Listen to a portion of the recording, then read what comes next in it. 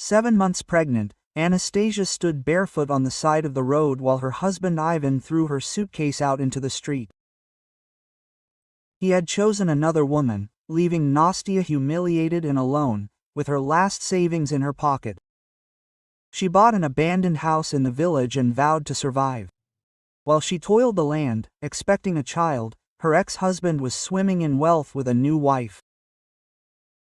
But years later, the woman he had abandoned rose from the ashes, rich, strong and unyielding.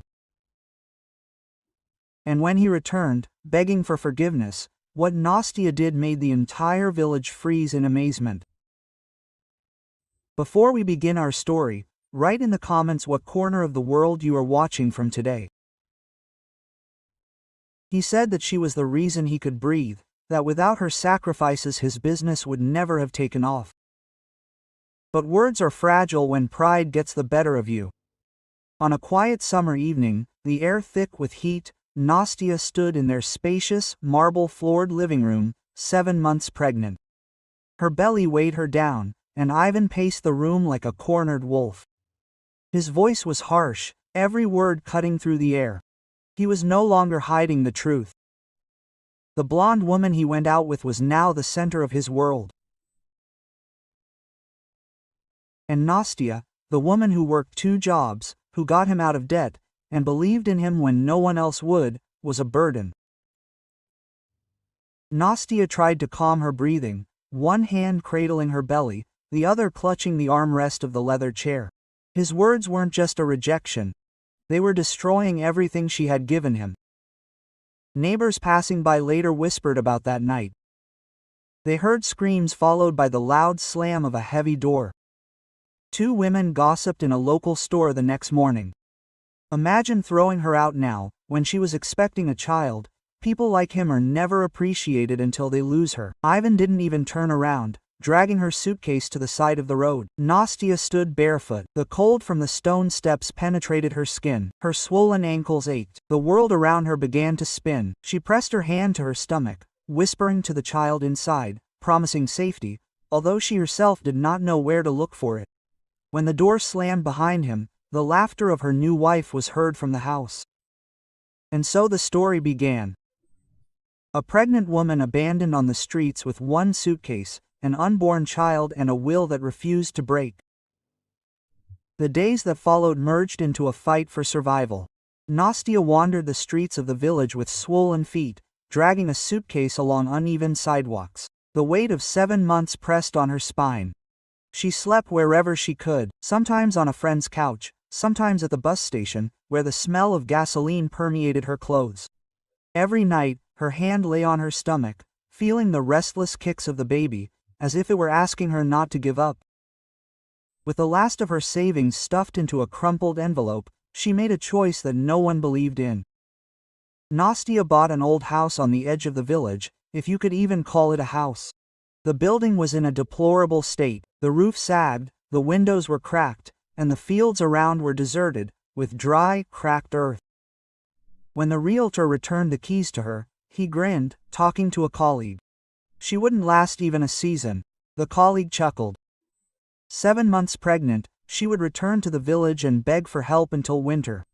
But Nastya did not flinch. She dragged her suitcase into the ramshackle house and sat down on the creaking floorboards. Dust swirled in the air, settling in her hair and scratching her throat. Tears stung her eyes for a moment, but she swallowed them. Tears wouldn't fix the holes in the roof. Tears wouldn't feed her baby. The next morning, the rooster didn't crow. The silence was heavy.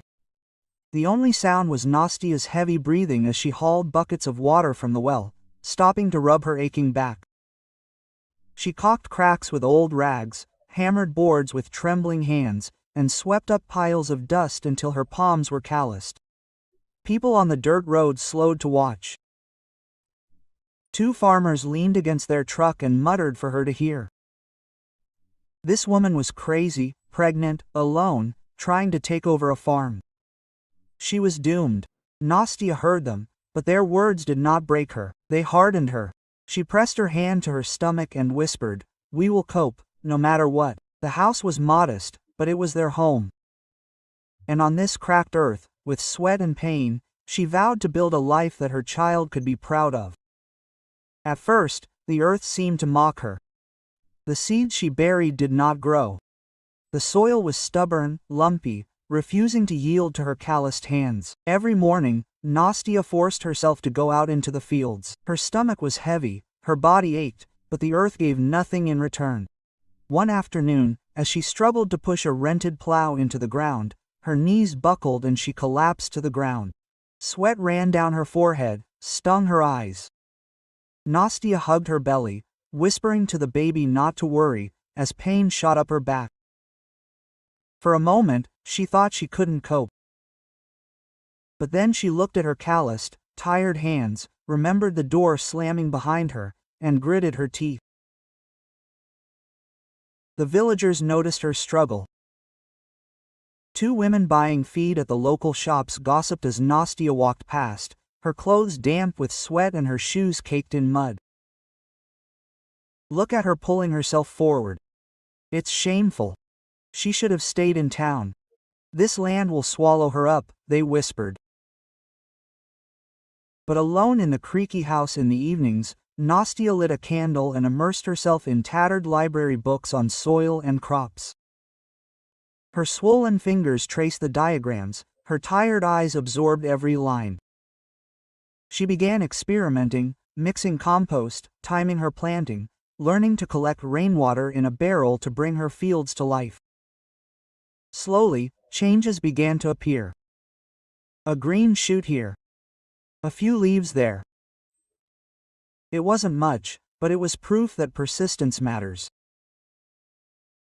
At night, she sat by the window, rubbing her belly and whispering stories of the future. She imagined rows of crops, animals grazing in the fields, a warm house filled with laughter.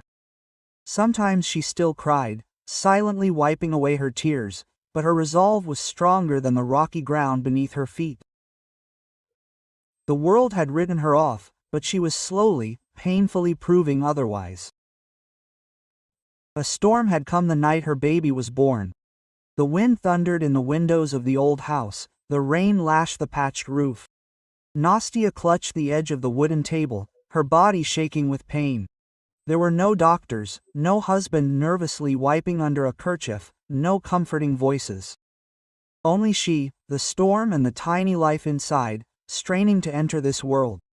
She screamed into the night, her voice drowned out the thunder. Hours later, the baby's first cry rang out in the dimly lit house. His cry was sharp, defiant, as if he had been born with her strength.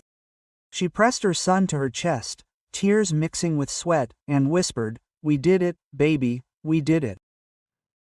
From that night on, everything she did was for him.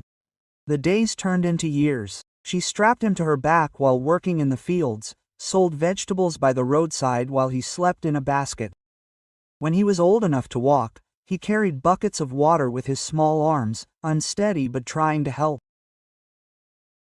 The villagers noticed, some chuckling and shaking their heads at the sight of a child working in the cracked earth. Others whispered admiringly, but rarely said it to her face. In the schoolyard, the son heard whispers about his father, how he had chosen another woman, how he had cast them aside. He clenched his fists, but said nothing. At home, his mother reminded him, "We are not defined by who abandoned us. We are defined by how we rise."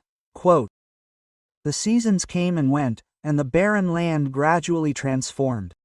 The sprouts became crops, the harvests became more abundant." Nastia taught her son discipline, kindness, and, above all, resilience. When a storm destroyed half the field one year, they rebuilt it together. When pests devoured the crops the next, they sought a solution and tried again. Years later, the boy was no longer little. He grew tall and strong, with the same fire in his eyes that had burned in her mother's that first night she left town. Together they stood not as victims but as creators, farms, homes, legacies. The land that had once mocked her came alive. Where neighbors saw only dust and weeds, rows of corn now swayed. Beans climbed tall wooden supports, and orchards whispered with fruit. Every morning, Nastya and her son rose before dawn. The smell of damp earth, the crowing of roosters, the morning chill that pricked their cheeks. It all became the rhythm of their lives. The boy, almost an adult, handled chores with a strength beyond his years. He mended fences, traded with customers, and drove oxen through the fields with the same determination that his mother had carried him alone. At the market, their stall became famous for its fresh, bright produce. Customers who had once brushed her off now lined up, rubles in hand. Some tried to strike up conversation, pretending they hadn't laughed at her before. Nastya smiled politely, but she didn't forget their whispers. One evening, she stood at the edge of her field. The sunset gilded the endless rows of grain. For the first time in a long time, Nastya's shoulders felt light. The old house had been rebuilt, a new roof, sturdy walls, a cozy veranda where she and her son sat with mugs of tea, listening to the crickets chirp. Word of her success spread. Local investors began dropping by, intrigued by her innovative methods of restoring the soil and saving water. She signed contracts she could only dream of before, turning her farm into a thriving agricultural enterprise. What began as a desperate bet by a broken woman became a real legacy. The same villagers who had once gossiped about her failure now pointed at her with admiration. Two old men in the feed store talked as she passed, her son striding confidently beside her. She was the one who had turned dust into gold. To think that the woman who had been abandoned with nothing was now richer than the man who had abandoned her. Nastya did not rejoice, she did not seek revenge. Instead, she poured herself into the land and her son, knowing that true victory was not in proving others wrong, but in proving to herself that she was right.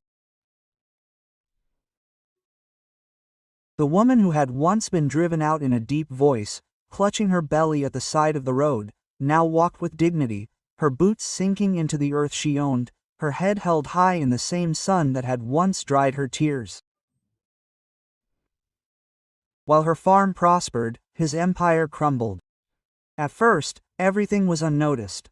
Late payments on loans, increasingly frequent calls from suppliers, rumors of shady deals. But Ivan ignored the warning signs, distracted by the woman for whom he had given up everything. She demanded more than just attention, she wanted diamonds, cars, trips to places he could not afford forever. And he gave in, thinking that love could be bought. The same friends who had once raised toasts to his new life began to whisper behind his back. At the country club, men in polished shoes muttered over sips of whiskey. He was going broke. His new wife was spending faster than he was earning. Soon, the bank bills began to pile up. Business partners backed out, clients disappeared. The woman he considered his future began to mock his failed deals and empty accounts. One prophetic day, she packed her bags and left with another man, one with deeper pockets. Alone, surrounded by unpaid bills, his house humming with silence. An empire built on betrayal had crumbled to dust.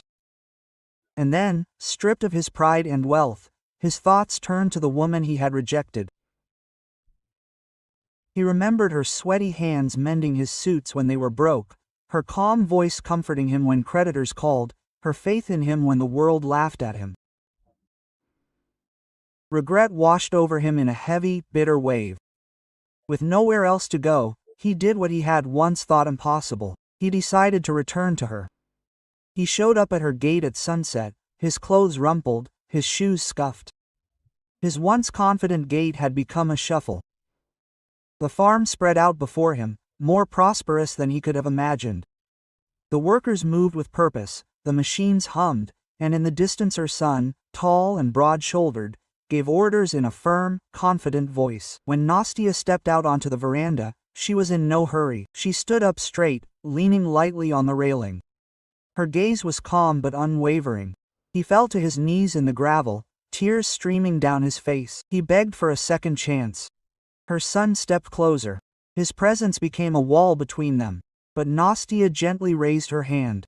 She did not need anger. She did not need revenge. Her silence spoke for itself. Finally, she spoke. Her voice was as solid as the earth beneath her feet. We survived without you. We thrived without you. There is no room for you here anymore. The gates closed slowly, leaving him in the dust. Nastia turned toward her home. Her son walked beside her. The fields hummed with the sounds of a legacy built from pain. And the lesson hung in the evening air like a whisper. Betrayal can hurt a woman, but it can't break her will. If this story touched your heart, please support me with a like and a subscription. It will only take a second, but for me your support is a huge incentive to continue creating. Thank you and see you soon. Why?